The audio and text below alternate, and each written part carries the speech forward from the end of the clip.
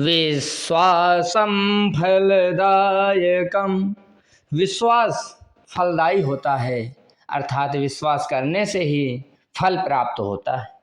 आइए प्यारे, आप सभी का आज के इस वीडियो में हार्दिक स्वागत है। आज हम कक्षा 10 यूपी बोर्ड के एक ऐसे पाठ को लेकर उपस्थित हुए हैं जो बहुत ही महत्वपूर्ण है। आप धैर्य धारण करके नोट्स कंप्लीट करिए और यूपी बोर्ड की तैयारी कर रहे हैं तो इसको अवश्य दिमाग में रखिए और इसके एक एक प्रश्नों के उत्तर अवश्य देखिए और समझिए, क्योंकि यह बड़ा जरूर है। गद्यांश आधारित प्रश्न इसमें अधिक हैं, लेकिन अगर आप इसकी पूरी तैयारी कर लेते हैं तो बहुत अधिक 90% यही चांस है कि इसमें से कोई ना कोई प्रश्न आपकी परीक्षा में आपको देखने को अवश्य मिलेगा। इसीलिए आप धैर्यपूर्वक इस वीडियो को देखिए, नोट्स कंप्लीट कीजिए। बहुत ही कम शब्दों में आपके समक्ष, बहुत ही कम समय में वीडियो में पूरे प्रश्नों के उत्तर आपको प्राप्त होने वाले हैं। अब देखिए, भारतीय संस्कृति के पाठ के एक एक अभ्यास यानी गद्यांश आधारित प्रश्नों के उत्तर को। तो पहला है, कोई विदेशी से लेकर यहाँ लिखा हुआ है देखने में आएंगे। तो पहले वाले गद्यांश का इस प्रकार हम प्रश्नोत्तर का डाल लेंगे, संकेत डाल लेंगे और इसका संदर्भ लिखेंगे। पहला प्रश्न संदर्भ लिखने को है कि उपयुक्त गद्यांश का संदर्भ लिखिए। तो संदर्भ हम लिखेंगे कि प्रस्तुत गद्यांश हमारी पठित पाठ्य पुस्तक हिंदी में संकलित गद्य खंड के भारतीय संस्कृति नामक पाठ से लिया गया है, जिसके लेखक श्री राजेंद्र प्रसाद जी हैं। यानी आप पेंसिल अथवा पेन और रफ अथवा नोट्स और पुस्तक लेकर बैठें, आप समझें हम उत्तर आपके समक्ष दे रहे हैं। अगर हम समझाने की कोशिश करेंगे तो वीडियो 2 घंटे की हो जाएगी, इसलिए आप समझें हम उत्तर आप समझ दे रहे हैं। दूसरा प्रश्न है, रेखांकित अंश की व्याख्या कीजिए। तो हेडिंग डालने के बाद हम लिखेंगे कि लेखक कहना चाहता है कि यदि कोई विदेशी जो भारत जैसे देश को न जानता और समझता हो, वह यदि भारत के एक कोने से दूसरे कोने तक भ्रमण करे तो उसको भाषा, रंग, संप्रदाय, बोली आदि में इतनी भिन्नताएं मिलेंगी कि वह सोचेगा कि यह एक देश नहीं है बल्कि कई देशों का एक समूह है। लेखक कहना चाहता है कि यहाँ कदम कदम में आसानी से भौगोलिक, भाषाई और सांस्कृतिक भिन्नता देखने को मिलती है। यानी सही बात है, हर मोहल्ले, हर गांव की यहाँ भाषा अलग है। यही विभिन्नता में एकता है। अनेक धर्म निवास करते हैं इस भारत जैसे महाप्राण देश में। तीसरा प्रश्न है, प्रमुख नदियों एवं पर्वत श्रेणियों के नाम लिखिए। तो प्रमुख नदियां हैं गंगा, यमुना, ब्रह्मपुत्र और प्रमुख पर्वत श्रेणियों के नाम दिए गए हैं हिमालय, विंध्य यानी विंध्याचल, अरावली, सतपुड़ा, नीलगिरी, सह्याद्री। यानी आप अपने पुस्तक में भी देखते रहिए, आपके गद्यांश से ये सब छाट काट के आपके लिए उपस्थित किया गया है, प्रस्तुत किया गया है। अब अगले गद्यांश को देखते हैं। पहला प्रश्न है, इसका संदर्भ लिखिए। तो संदर्भ अब पूर्वत रहेगा, क्योंकि पूरे पाठ का एक ही संदर्भ रहता है, इसलिए बार बार हमको लिखने की आवश्यकता नहीं। आप लिखना चाहें तो लिखें, नहीं तो आप भी अपने नोट्स में पूर्वत डाल लें। इस गद्यांश का दूसरा प्रश्न है, रेखांकित अंश की व्याख्या कीजिए।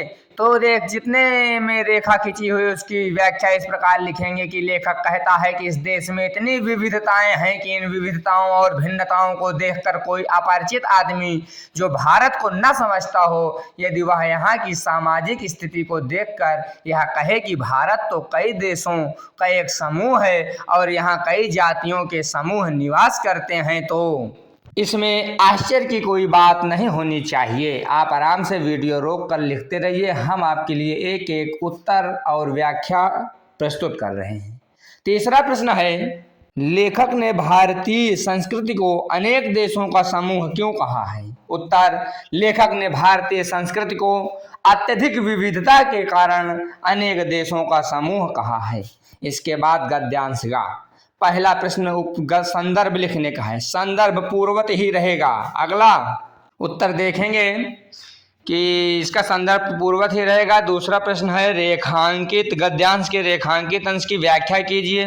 तो हेडिंग डालने के बाद लिखेंगे, लेखक के अनुसार भारत में विभिन्न संस्कृतियों और विचारधाराओं का मेल एक ऐतिहासिक सच्चाई है।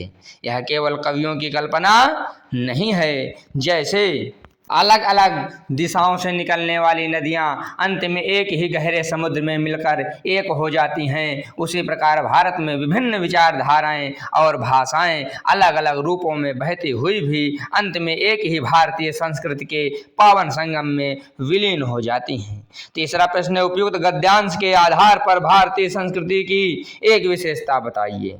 उपयुक्त गद्यांश के आधार पर भारतीय संस्कृति की प्रमुख विशेषता अनेकता में एकता है। अगला गद्यांश घा। इसका पहला प्रश्न है, उपयुक्त गद्यांश का संदर्भ लिखिए। संदर्भ पूर्वत ही रहेगा। अगला प्रश्न है, रेखांकित अंश की व्याख्या। रेखांकित अंश की व्याख्या की हेडिंग डालेंगे। लेखक के अनुसार भारतीय सभ्यता और संस्कृति सदैव मजबूत रहनी चाहिए, चाहे जितने संकट आए। लेखक कहता है कि हमारी इच्छा और निरंतर प्रयास यही होना चाहिए कि विभिन्न राज्यों, भाषाओं और जातियों रूपी अलग अलग बहने वाली पवित्र, शीतल और शुद्ध नदियों में यह एकता का भाव हमेशा बना रहे। अर्थात हमारा देश सदैव नदियों की भांति ही एक सूत्र में बंधा रहे, अर्थात देश के लोग एक रहें। हमारी सभ्यताओं में एकता होने के कारण ही सदियों से विदेशी आक्रमणों, आपदाओं और समय के कठोर थपेड़ों को सहा और आज भी मजबूती के साथ जीवित है और रहेगी। तीसरे का पहला प्रश्न है, उपयुक्त गद्यांश के अनुसार हमारी इच्छा और प्रयत्न क्या है। तो उपयुक्त गद्यांश के अनुसार हमारी इच्छा और प्रयत्न यह है कि हमारी सभ्यता और भारतीय संस्कृति नदियों की एकता की भांति ही हमेशा जीवित और मजबूत रहे। अगला प्रश्न बी, लेखक के अनुसार हमारा अस्तित्व किस कारण से आज भी कायम है। लेखक के अनुसार हमारा अस्तित्व मजबूत भारतीय संस्कृति और विविधताओं में एकता के कारण आज भी कायम है। अगला प्रश्न है, मानव मात्र के लिए वर्तमान में क्या आवश्यक हो गया है। तो उत्तर लिखेंगे, मानव मात्र के लिए अपनी संस्कृति को समझना और मजबूती प्रदान करना आवश्यक हो गया है। अगला गद्यांश अंगा। अंगा के प्रश्नों के उत्तर देखेंगे। संदर्भ वही पूर्वत रहेगा। दूसरा प्रश्न है, गद्यांश के रेखांकित अंश की व्याख्या कीजिए। हेडिंग डालेंगे, गद्यांश रेखांकित अंश की व्याख्या। लेखक कहना चाहता है कि हमारी मजबूत भारतीय संस्कृति और संस्कार का महत्वपूर्ण स्रोत नैतिकता और आध्यात्मिकता है। आध्यात्मिकता माने धर्म से जुड़े रहना, नैतिकता माने हमें नियम नीतियों का मालूम होना चाहिए। हम जितना नैतिक और आध्यात्मिक दृष्टि से मजबूत रहेंगे उतनी ही हमारी राष्ट्रीयता भी मजबूत रहेगी। सदाचार की शिक्षा असीमित समय से प्रत्यक्ष और अप्रत्यक्ष रूप से इस देश में प्रवाहित है। यह कभी कभी साक्षात भी कोई महापुरुष या महान ज्ञानी के रूप में प्रकट होता रहता है। अगला प्रश्न है तीसरे का पहला प्रश्न है, लेखक ने गद्यांश में क्या संदेश देना चाहा है। तो लेखक ने यह संदेश दिया है कि मानव जाति के पूर्ण विकास और कल्याण के लिए सत्य, अहिंसा एवं व्यक्तिगत ठीक से लिख लीजिए, व्यक्तिगत स्वतंत्रता आवश्यक है। अगला प्रश्न भी है कि हमें अमरत्व की याद दिलाकर किसने मृत प्राय शरीर में नए प्राण फूके। तो राष्ट्रपिता महात्मा गांधी ने हमें अमरत्व अर्थात सत्य और अहिंसा की याद दिलाकर हमारे मृत प्राय शरीर में नए प्राण फूके। अगला प्रश्न है कि प्रजातंत्र का आशय स्पष्ट कीजिए। तो गद्यांश के अनुसार प्रजातंत्र का आशय ऐसी शासन व्यवस्था और समाज से है जहां व्यक्ति को अपनी पूर्ण स्वतंत्रता प्राप्त हो। इस गद्यांश का अगला प्रश्न डी यानी प्रश्न ये है कि मानव मात्र के लिए क्या अत्यंत आवश्यक हो गया है। उत्तर लिखेंगे इसका कि मानव मात्र के लिए जीवन में सत्य और अहिंसा के सिद्धांतों को अपनाना अत्यंत आवश्यक हो गया है। यानी सत्य के मार्ग पर मानव को चलना चाहिए। अहिंसा यानी किसी के साथ हिंसा मत करिए, द्वेष ईर्ष्या भाव मत रखिए और किसी भी प्रकार की हिंसा यानी मारकाट करने से मानव को बचना चाहिए। अगला गद्यांश है चा का उत्तर देखेंगे। तो प्रश्नोत्तर चा का पहला प्रश्न है उपयुक्त गद्यांश का संदर्भ लिखिए। तो संदर्भ पूर्वत ही रहेगा क्योंकि पूरे पाठ के लेखक एक हैं और पूरे पाठ का नाम भी एक होता है, तो संदर्भ बार बार लिखने की आवश्यकता नहीं है, समझदार को इशारा काफी। दूसरा प्रश्न है गद्यांश के रेखांकित अंश की व्याख्या कीजिए। तो हम हेडिंग डालेंगे रेखांकित अंश की व्याख्या। दूसरी, और लेखक के अनुसार हमारी भारतीय सभ्यता ने अहिंसा के सिद्धांत को बहुत ऊंचा स्थान दिया है। व्यावहारिक रूप में अहिंसा का दूसरा नाम त्याग है, जबकि हिंसा का दूसरा रूप स्वार्थ या दूसरों को नुकसान पहुंचाकर अपनी इच्छाएं पूरी करना है। भारतीय संस्कृति भोग अर्थात सुख सुविधाओं का आनंद भी त्याग की भावना के साथ करने की प्रेरणा देती है। अगला प्रश्न तीसरा का ए, यानी 3 उप प्रश्न है तीसरे प्रश्न के। तो पहला प्रश्न ए, लेखक के अनुसार हमारी संस्कृति का मूल आधार क्या है? तो लेखक के अनुसार हमारी संस्कृति का मूल आधार अहिंसा तत्व है। अगला बी प्रश्न, लेखक के अनुसार संघर्ष कैसे दूर हो सकता है? यानी आपसी संघर्ष, देश का संघर्ष कैसे दूर होगा? तो लेखक के अनुसार संघर्ष तभी दूर हो सकता है जब अहिंसा के मार्ग को अपनाया जाए और एक दूसरे की उन्नति में बाधा न बने। अगला प्रश्न है मानव मात्र के लिए क्या अत्यंत आवश्यक हो गया है? तो मानव मात्र के लिए अहिंसा का मार्ग अपनाना अत्यंत आवश्यक हो गया है। इस प्रकार अब हम अगले गद्यांश की ओर बढ़ेंगे। प्रश्नोत्तर 6 के उत्तर को देखेंगे। पहला प्रश्न, उपयुक्त गद्यांश का संदर्भ लिखिए। तो संदर्भ जानते हैं पूर्वत ही होगा। दूसरा प्रश्न है गद्यांश के रेखांकित अंश की व्याख्या कीजिए। तो दूसरा इस प्रकार हेडिंग डालेंगे और लिखेंगे रेखांकित अंश की व्याख्या। लिखना चालू करेंगे। लेखक कहना चाहता है कि भारतीय समाज की चेतना एक अत्यंत मजबूत नैतिक और चारित्रिक धरातल पर टिकी हुई है। हमारी संस्कृति का यह नैतिक आधार पर्वतों से भी अधिक अडिग और अटूट है। हमारी संस्कृति समुद्र से भी गहरी और गंभीर है तथा आकाश से भी अधिक विशाल और व्यापक है, यानी फैलाव में है। इसी कारण आज भी भारतीय संस्कृति अमर है। वास्तव में हमारे भारतीय संस्कृति पर पता नहीं कितने कुठारा घातियों ने घात किया, लेकिन आज भी यह शाश्वत है, अमर है। तीसरे प्रश्न के 2 उप प्रश्न है। ये वाला है कि हम अपने दुर्दिनों में किस प्रकार के मनीषियों को पैदा कर सके हैं? तो उत्तर लिखेंगे हम अपने दुर्दिनों यानी बुरे दिनों में कर्मठ, धर्मनिष्ठ और क्रांतिकारी नेताओं तथा महान कवियों इत्यादि को पैदा कर सके हैं। लेखक ने गद्यांश में क्या संदेश देना चाहा है? तो उत्तर लिखेंगे कि लेखक ने गद्यांश के माध्यम से यह संदेश दिया है कि हमारी भारतीय संस्कृति की असली शक्ति नैतिकता और आध्यात्मिकता है। अगला गद्यांश जा देखेंगे। प्रश्नोत्तर जा इस प्रकार संकेत डालेंगे। पहला प्रश्न उपयुक्त गद्यांश का संदर्भ लिखिए। संदर्भ पूर्वत रहेगा। और दूसरा प्रश्न है गद्यांश के रेखांकित अंश की व्याख्या कीजिए। इसका हम दूसरा इस प्रकार हेडिंग डालेंगे रेखांकित अंश की व्याख्या और लिखेंगे कि लेखक के अनुसार यदि हम अपने देश और समाज में मानव जाति द्वारा किए जाने वाले शोषण, अन्याय और अत्याचारों को दोबारा होने से रोकना चाहते हैं तो हमें अपनी आर्थिक नीतियों का निर्माण भारत की प्राचीन ऐतिहासिक और नैतिक चेतना के आधार पर करना होगा।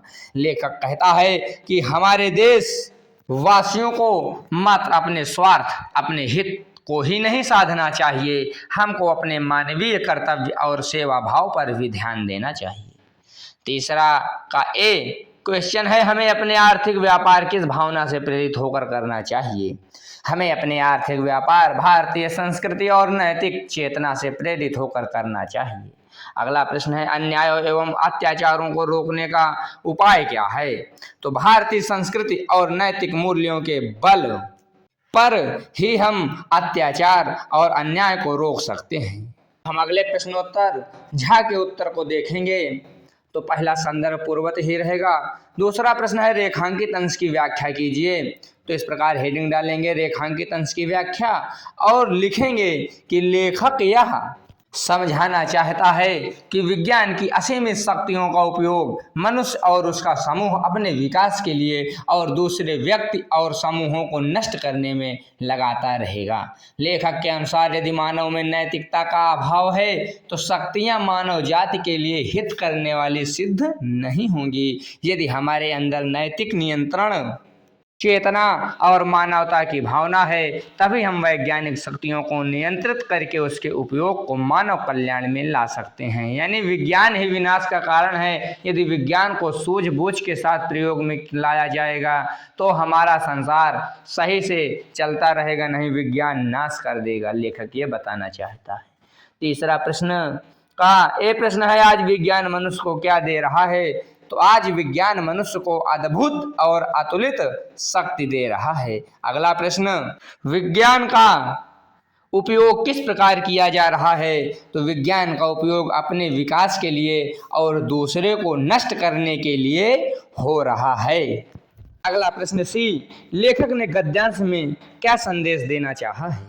तो लेखक के अनुसार वैज्ञानिक शक्तियों का उपयोग किसी को नष्ट करने में न करके बल्कि अपने उत्थान यानी विकास के लिए सीमित तरीके से किया जाना चाहिए, यही लेखक संदेश देना चाहता है। अगला गद्यांश है इयां। अब इयां के प्रश्नों के उत्तर देखेंगे। गद्यांश आपके सामने दिया गया है, इसको आप समझिए, रेखांकित अंश पढ़िए और उत्तर इस वीडियो से प्राप्त कीजिए।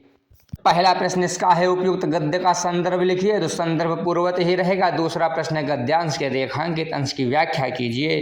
तो दूसरा रेखांकित अंश की व्याख्या हेडिंग डालेंगे और लिखेंगे कि लेखक स्पष्ट करते हैं कि भारतीय संस्कृति अत्यंत मजबूत और जीवंत है। इतिहास में भारत ने अनेक प्राकृतिक आपदाओं और मानव निर्मित संकटों को झेला है। मानव निर्मित यानी जो मानवीय आक्रमण होते हैं, आपदा आते हैं, जैसे मानव ने किसी देश पर योजना बनाकर आक्रमण कर दिया तो ये मानवीय होता है। इन भीषण परिस्थितियों के बाद भी भारतीयों की मौलिक सोच, कला, साहित्य और कुछ नया रचने की क्षमता कभी नष्ट नहीं हुई। यहाँ समय के साथ साथ कई बड़े बड़े साम्राज्य स्थापित हुए और समाप्त हो गए तथा कई धार्मिक संप्रदायों का उदय और अंत हुआ, परंतु भारत की मूल सांस्कृतिक आत्मा हमेशा अमर रही। तीसरा प्रश्न है, लेखक ने उपयुक्त गद्यांश में भारतीयों की किस विशेषता का उल्लेख किया है? तो लेखक ने उपयुक्त गद्यांश में भारतीयों की सृजनात्मक यानी रचने की, बनाने की शक्ति और सांस्कृतिक विशेषता का उल्लेख किया है। अगला गद्यांश हम देखेंगे टा। तो इस गद्यांश को आप देखिए, समझिए अपने पुस्तक में और इसके उत्तर प्राप्त कीजिए। आइए अब हम बिना देरी किए अगले गद्यांश की ओर बढ़ते हैं। प्रश्नोत्तर टा। पहला प्रश्न है, उपयुक्त गद्यांश का संदर्भ लिखिए। संदर्भ आप जानते हैं पूर्वत रहेगा। दूसरा प्रश्न है, गद्यांश के रेखांकित अंश की व्याख्या कीजिए। तो इस प्रकार हेडिंग डालेंगे और लिखेंगे रेखांकित अंश की व्याख्या। लेखक कहता है कि हमारी संस्कृति और सभ्यता का मूल हिंसा है। हमारी नैतिकता का भी सीधा संबंध अहिंसा से ही है। अहिंसा का अर्थ त्याग और संयम से है तथा हिंसा का अर्थ स्वार्थ है, जिससे केवल मनुष्य अपने हित को सोचता है और सांसारिक सुखों का भोग करना चाहता है। उसको दूसरे के हानि लाभ से मतलब नहीं रह जाता है। उपनिषदों के ऋषियों मुनियों ने सिखाया है कि तेन त्यक्तेन भुंजिताः, अर्थात संसार की वस्तुओं का त्याग भाव से भोग करो। यानी इस प्रकार इस वस्तु का, इस धरती का जो ईश्वर ने आपको दिया है, इसका उपयोग करो कि आपको यह एहसास हो कि इसके बाद दूसरे का है, ये हमारा परमानेंट यहाँ नहीं है। यहाँ कोई न परमानेंट, जगत में सब टेम्परेरी है। तो इस प्रकार लेखक बताना चाहता है। तीसरे प्रश्न का 3-4 उप प्रश्न है। ए वाला है कि हमारे नैतिक सिद्धांतों में किस चीज को प्रमुख स्थान दिया गया है, इसका दूसरा रूप क्या है? तो इसका उत्तर है कि हमारे नैतिक सिद्धांत में अहिंसा तत्व को महत्वपूर्ण स्थान दिया गया है। इसका दूसरा रूप त्याग है। बी प्रश्न है कि स्वार्थ के क्या क्या दुष्परिणाम होते हैं? तो उत्तर, स्वार्थ के कारण ही मनुष्य सांसारिक भोग पर ही ध्यान देता है, यही सबसे बड़ा दुष्परिणाम है। अगला प्रश्न सी, पारस्परिक विरोध को कैसे मिटाया जा सकता है, यानी आपसे विरोध को कैसे मिटाया जा सकता है। तो उत्तर लिखेंगे पारस्परिक विरोध को केवल अहिंसा और त्याग की भावना से ही मिटाया जा सकता है। अगला प्रश्न डी, हमारी संस्कृति का मूलाधार किसे बताया गया, यानी हमारी संस्कृति की जड़ कौन है। तो हमारी संस्कृति का मूलाधार अहिंसा तत्व को बताया गया है, यानी अहिंसा ही हमारी संस्कृति की मुख्य मूल है। अगला गद्यांश देखेंगे ठा और प्रश्नों को हल करेंगे। इसका पहला प्रश्न है, उपयुक्त गद्यांश का संदर्भ लिखिए, संदर्भ पूर्वत रहेगा। दूसरा प्रश्न है, गद्यांश के रेखांकित अंश की व्याख्या कीजिए। तो इस प्रकार हेडिंग डालेंगे, दूसरा रेखांकित अंश की व्याख्या, और लिखना प्रारंभ करेंगे कि लेखक के अनुसार भारत की सबसे बड़ी शक्ति भारतीय संस्कृति और सामाजिक एकजुटता की भावना है और यही देश का मुख्य आधार है। इसी नैतिक चेतना पर अर्थात उचित और अनुचित समझने की शक्ति पर हमारे नगर और गांव, हमारे प्रदेश और विभिन्न संप्रदाय और इस देश के विभिन्न जाति और वर्ग एक दूसरे से बंधे हुए हैं। बापू ने इसी तथ्य को पहचान लिया और नैतिकता के आधार पर बुद्धिजीवियों की अगुवाई में शांतिपूर्ण आंदोलन का मार्ग देश के लिए चुना। अगला प्रश्न है, जनसाधारण का हृदय किन बातों से आंदोलित हो उठा और क्यों। तो उत्तर लिखेंगे, जनसाधारण का हृदय अहिंसा, सेवा और त्याग की भावना से आंदोलित हो उठा क्योंकि वह शताब्दियों से प्रेरित और प्रभावित रहा है। अगला प्रश्न है, हमारे देश का प्राण क्या है। तो उत्तर लिखेंगे, संस्कृति और सामूहिक चेतना ही हमारे देश का प्राण है। अगला प्रश्न है कि बापू ने क्रांति करने के लिए किसका सहारा लिया था।